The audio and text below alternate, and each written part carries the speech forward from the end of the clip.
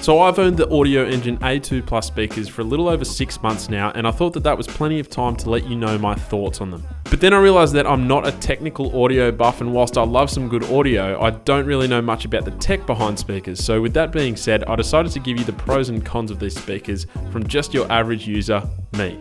So first up, the positives. Firstly, the design. These compact speakers measure 6 inches high by 4 inches wide, and if small and convenient is your thing, then I would definitely recommend looking into the A2 Pluses. On top of that, if you're into good looking setups, then you know your set of speakers can either make or break the entire thing. Well, without a doubt, the A2 Plus speakers make just about any setup look freaking beautiful. They come in either white with black speaker accents or complete black, and both options offer a really sleek, minimalistic vibe. And the minimalism is all the more enhanced by the fact that you don't require a sub to power these puppies up. And this is actually the main reason I purchased these speakers. For too long I was hounded by the hassle of having this big, ugly sub sitting under my desk with all of those messy cables running to it, and so I ran away as far from that as possible. These speakers are really good looking, and the fact that they require minimal cabling and just sit nice and pretty on your desk is a massive pro.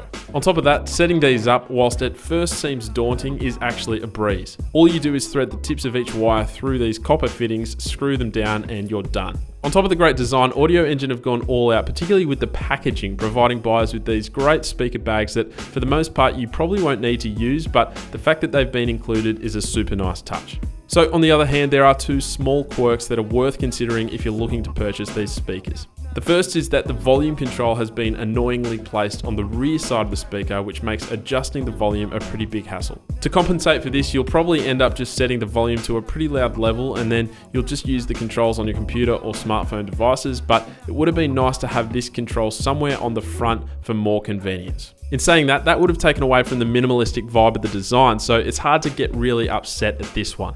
And finally, given that these speakers are generally used without a sub, the audio quality is sacrificed slightly. Now, that's not to say it's bad, but you will most likely find yourself wishing you had slightly more bass in your audio.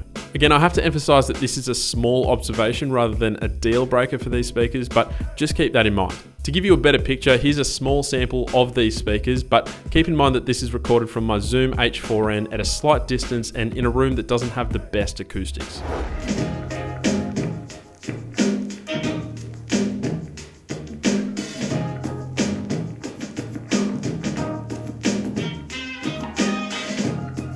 But anyway, that is it for this short review. Hopefully you either enjoyed it or found it helpful in your search to purchase speakers.